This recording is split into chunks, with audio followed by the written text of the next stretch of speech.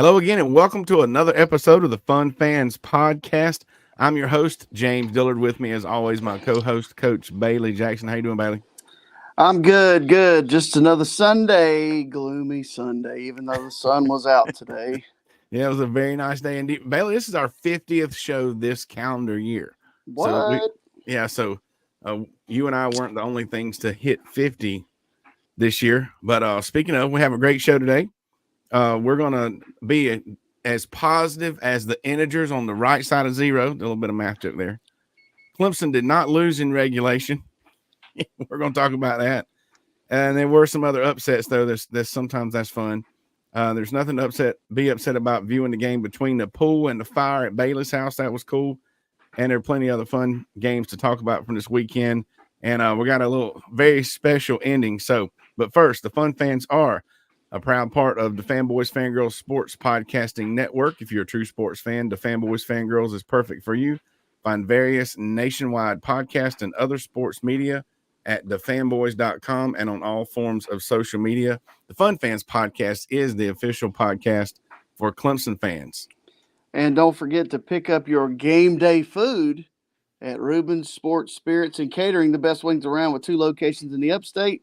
In Greer on 1083 Batesville Road, I've been to that location, and 11028 Anderson Road in Piedmont, I've also been to that location. Find them at RubensC.com. Rubens is simply a great place to eat for all sports fans, and we had only a few less TVs going last night than Rubens. Yeah, we had a pretty good setup. We'll talk about that more in a minute. But let's get to the game. Obviously, Clemson dropped its second overtime game to a team from Florida in the same school year. I don't know, same football season.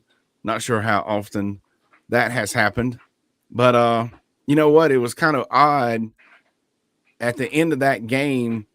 It was an odd feeling of like why we lost the game. Okay, so we talk about some things. In my opinion, there are 2 things that lost the game for us, and the second one is more than just one big thing.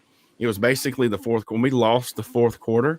10-0 in the fourth quarter. We were winning the game by 10 points, double digits, and lost the fourth quarter. So I don't know, maybe they need the hype video to play when they're on the road or something.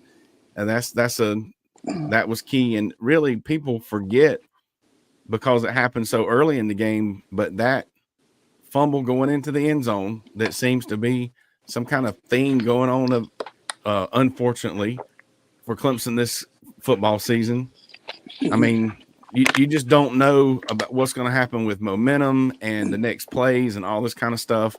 And obviously, that's 7 points. You know, that those 2 things in my opinion. Other than that, we didn't run the ball. Our running backs only got like 40-something yards between the 2 of them. But Maffa only carried the ball 5 times, but I didn't get the impression we were trying to run the ball. We still had almost 400 yards of offense. So I just don't. You were saying it while we were watching the game. Miami's players they were playing better. Those are really good athletes. They were flying around the place. They were making plays, and they played really. We get everybody's A game. Right. And they played really, really well. When you fumble going into the end zone, and when this team's all hype, you're playing right into what they've told themselves all week. That's why I say that's so important, even though it was at the beginning of the game. And no one play wins or loses the game. But you're playing right into the hype they've had to tell themselves all week long about how we're going, they can beat Clemson and da-da-da-da-da, and just plays right into their game plan. But yeah, I mean, the fourth quarter, they made more plays than we did. I don't, when the game was over, once you get into overtime, it's a coin toss, So, yeah, and I mean, everybody is going to talk about one play. Yeah. In overtime. Okay, we know it's been said already. He was supposed to hand the ball off. All right, Dabo said it. It's all over Twitter. It was a called run play. Right. So the quarterback did a little ad-libbing. Yeah. All right. And I'm just telling you, and I'm gonna try to stay positive. There needs to be some some seat time if you're not going to do what we tell you to do. Oh, well, I mean, and you and I are both coaches, and that's not, and we talked about this ever since last year we started this podcast. That's not negative. You're still teaching these kids. All of them are young. We give them a pass because of how young they are a lot of times, but at the same time, they still need to be coached. And, some time on the sideline is coaching. And I said that for the 2 years that DJ was out there. When he would get into a funk, he needed to sit out for a series and watch and listen and have somebody in his ear, not yelling at him, coaching him. Yeah. And without a doubt, Cade, he needs some quality time with the coaches. So if that were to happen, so we had a play where he made a bad read earlier in the year. That's going to happen. And then he had a play last night where he decided he was going to try to keep it. Mm-hmm. And that shouldn't happen. If that happens early in the game, I just if I'm the coach, I just pull him out and say, you need to think about what you just did. Yeah. Just watch the game for a little bit. Now, enough said on that. My take on it is we got worn down. It was really hot. It's been really nice up in the upstate for a couple weeks.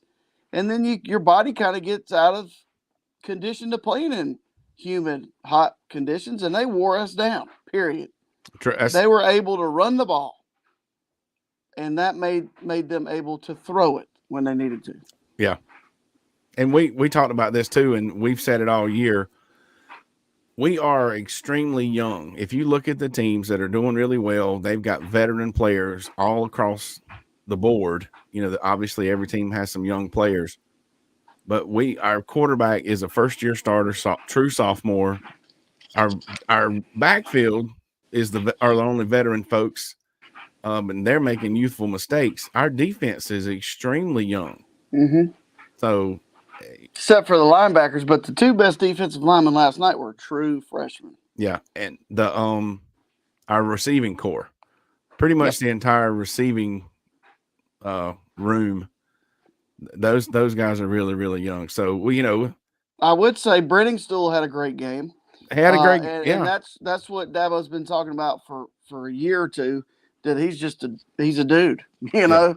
But Antonio Williams unfortunately turned his ankle again or did something, got hurt again, and you saw what he could do. Yeah. And then Cole Turner's out for the year, so you got guys that you were counting on that are not there. And so I'm not. Hey, and the young guys are stepping up. About losing. It's going to pay off in the long run.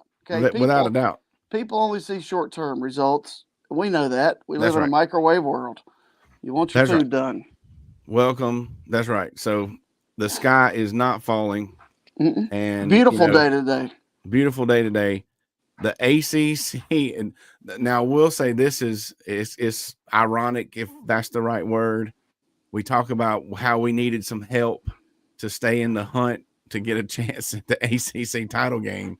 And of course we needed to win out and we didn't, and on the night that we didn't, the Virginia Cavaliers beat the North Carolina Tar Heels. Unbelievable. Congratulations, Tony Elliott. Big time. I feel a connection to Virginia because of, one, former Clemson players playing for them. Yeah. Two, former Clemson coaches. And then my first cousin's wife went to school there and her son went to school there. So we have this little family thread where we talk about the Cavaliers, mainly during basketball season. Yeah. But congratulations to them. And then, Duke hung in there for a while too. Duke hung in there for a while. And and you're the stat guy, but I heard this. That was Virginia's first road conference win in program history. That can't be right. Is that right? No.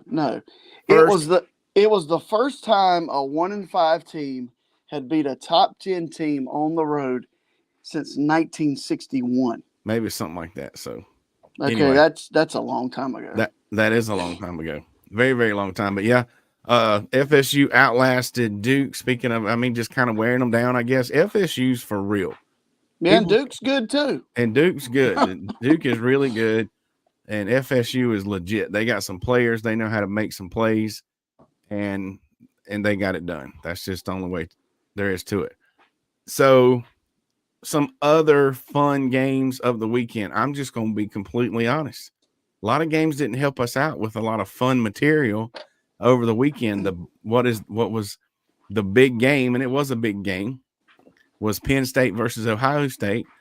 But honestly, from a generic college football fan standpoint, it was typical. Glad Big that Ten wasn't the stuff night. again. I'd have been taking a nap. Man, that was congratulations to the Buckeyes and all. But now I will say this: if we saw the end of the Iowa game, and they called a fair catch signal, and someone on Twitter today had pointed out 4 other times they missed fair catch signals in the same game that were more dramatic than what he did on that punt return. I think they got shafted. Just my personal opinion. The Iowa coach in the press conference afterwards, this is what he said, and if this is true, they definitely got shafted. He says it's one of those things, and you've done it before. You meet with the referees before the game, and they point out that a fair catch is a hand above the head. And that kid's hand, it wasn't even above his shoulder. It almost looked like he was waving people away from it. Something, but anyway. Definitely did not look like a fair catch. That made the end of that game exciting. And now the Utah Southern Cal game was a fun game to watch. That was a little bit of back and forth, and it was tight at the end and came down to a last-minute field goal. So congratulations. Walk-on quarterback with the scramble to get him in the field goal position, and then he made it. Yeah, to the Utes. Congrats to the Utes over the Trojans. Did you hear what the Utah coach said? Well, you tell me what.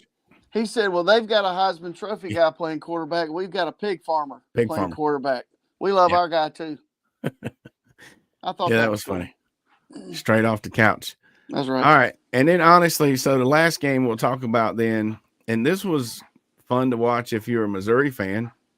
But we always talk about our friends down the road, and they didn't play very well. I mean, let's just be honest. And that I'm being not biased Clemson guy. I think even the Carolina fans, they should have done a little bit better. Mizzou's pretty good and all, but Well, I play golf a lot on Sundays with a group of Carolina fans, with Clemson guys. One guy likes North Carolina, like 2 guys like North Carolina. There was no discussion of college football this morning. Yeah. What are we getting our kids for Christmas type stuff? So anyway, I think the Gamecocks just need a little bit of energy. Maybe they need to scan this QR code or go to w.gg, enter promo code FUNFANS for 10% off of your non-jittery energy powder mix. It's good stuff. Very refreshing. Any other games, Bailey? I believe that's enough for football games. Yeah, I would. No, can't think of any right off the top of my head. It was all right. One of those days. Well, being part of so Bailey and I never claimed to be part of the media, even though I think we kind of are. We're entertainment with a sports media foundation. So we're going to do one thing that media talking heads do. We're going to beat the college football committee to some rankings, and in true fun fan form, we're going to start with something besides football teams first. My research. Hey, let me do this first.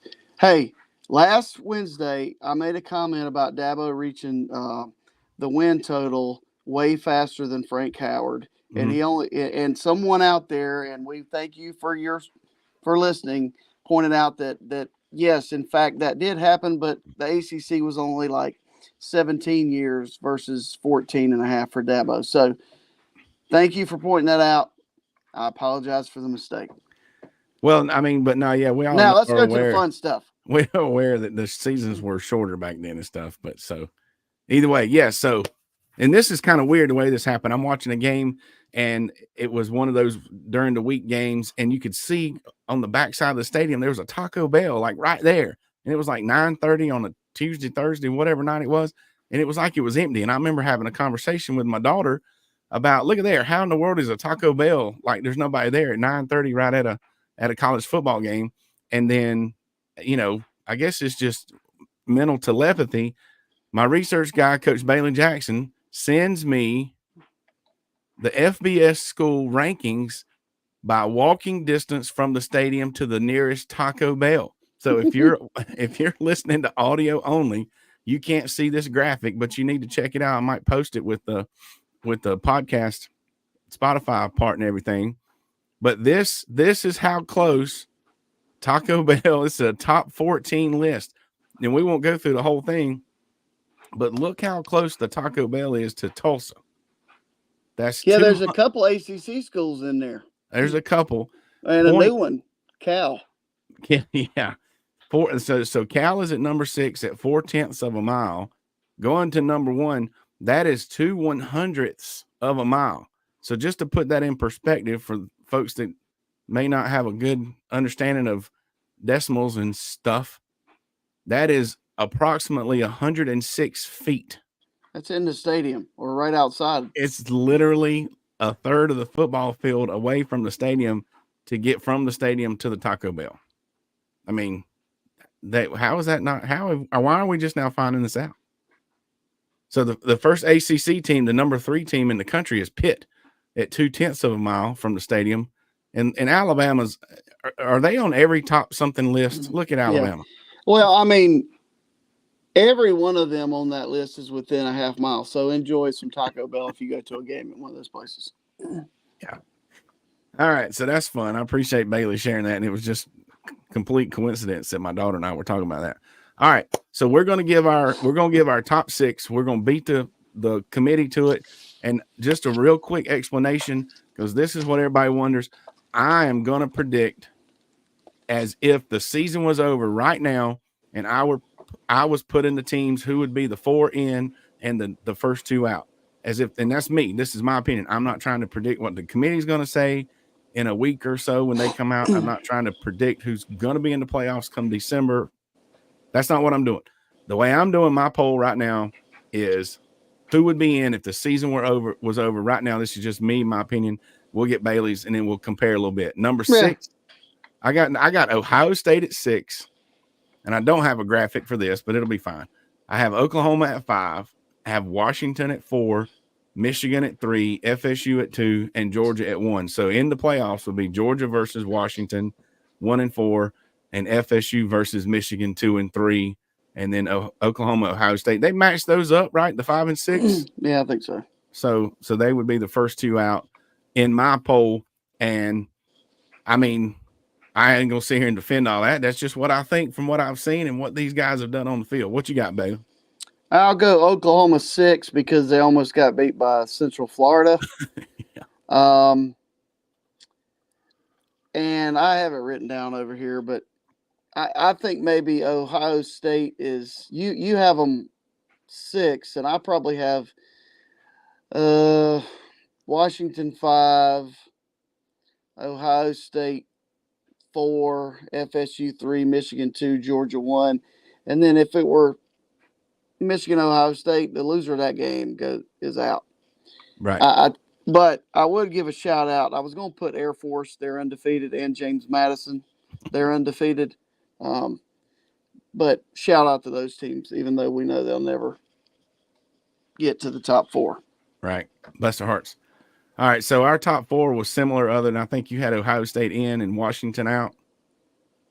And they were Michigan and FSU were flip-flopped. But really the playoffs would only be different by 1 team. So that's pretty good. And obviously Michigan, Ohio State will play, so we'll see and all this kind of stuff. But that's why I'm saying as of right now, if hypothetically, if the season were over, and we'll see how that compares. We'll maybe get that on a graphic or something and put it up sometime soon.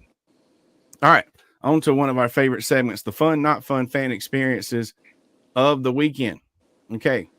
A fun experience is being able to go to South Beach to attend a Clemson away game as a student, especially if you're part of like the cheer squad or the band or something like Bailey's daughter Katie was a part of. So those kind of things are really cool. I was in the band for a couple of years going to bowl games and stuff, and we never got to go to Miami, but I'm sure that was a great experience, and hopefully it was a great trip for those kids, even though we lost at the end. What's not fun is when your dining situation prevents you from using your per diem card. Yeah. Not fun. Not and fun then for your dad. is like a constant Venmo person back in. Hey, Dad, my per diem card's not doing this, not doing that. Can you send me some more money? Keep going. There's got to be a way to have those kids be able to sit down at dinner and still use their per diem card. All right. So fun. This was fun. Watching 3 games at a time outside by a fire. It was a great setup. Bailey had 2 screens and also a projector on a projecting screen that ended up being, that's probably 40, 50 something inch type deal once it got up on the screen. So that was great. Not fun was the way my clothes smelled the next day because the fire. We had a wind direction problem. I was completely prepared for that. But that's that stuff. We had a bad wind yesterday. It had smelled up the whole bottom of the place. All right, fun upsets. Upsets are fun to your generic. If you're watching a game and you don't have a dog in the fight, you're pulling for the underdog. I always pull for the underdog. Yeah, and the University of Virginia campus, they will be loving it. They're going to be partying all week long because of that upset, but not fun is being on the losing side of the upset like the Tigers were. So anyway, all right, so that's our fun, not fun segment. All right, I got one more not fun. Let's do it.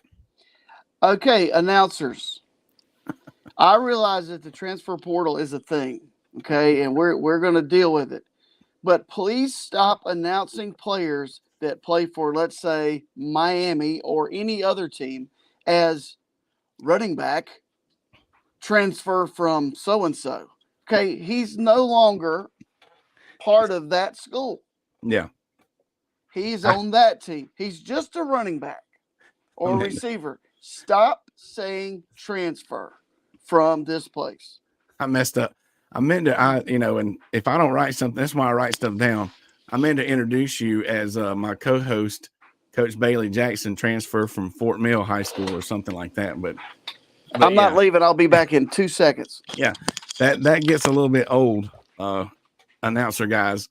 We appreciate where the kids are now, and at this point, we don't need to hear where they transferred from every single time you call their name or number. All right. So one final shout out to Bailey and his hospitality, Jay as well. That was a great time last night in the city with Love in the middle. We're going to be coming back this Wednesday night at 8:30 with our midweek special, and we're going to preview Clemson's game against NC State. Hey, shout out to the C-Dub. Which is 2 p.m. 2 p.m.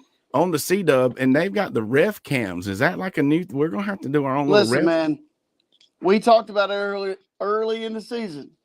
You have to keep winning, or you're going to end up on a CW game. Yeah. So, a 2 o'clock CW game. Well, a 2 o'clock CW game's fine. I just listen. If we end up with one of them 11 a.m. CW games, I'm not sure how I'm going to feel about that. But, well, I tell you what I feel good about, some Diamond Etch products. That's right. They have mastered the diamond laser engraving process where they put almost any design on items such as license plates, yard signs, and look on your screen if you're watching this, water bottles, and I've got some of it. It's high quality stuff. Okay. Email Jaylin, Jaylin at diamondetchproducts.com for more information. And don't forget that Diamond Etch Products is now an official partner with Clemson University. So you can get all that good Clemson stuff. That's right. Email Jaylin. Awesome. So thanks again for checking us out each and every week. Don't forget to click subscribe on the Fun Fan Podcast YouTube channel. Hey, we hope you enjoyed the show. It was our 50th show, and it was The Sky Is Not Falling, and it's time for the special ending. I found some. Listen up, Clemson fans.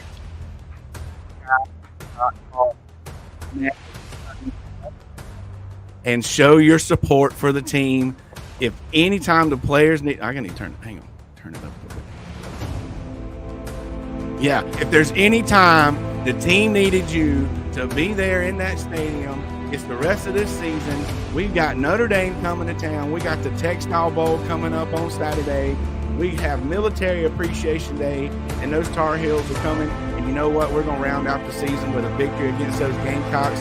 So, Clemson fans, you just turn your hat around backwards, suck it up, put another plug of tobacco in, and find your Spittoon nearby and show up and show out and scream as loud as you've ever screamed before at a football game, and you just tell them, go Tigers. And you tell them the Fun Fan sent you.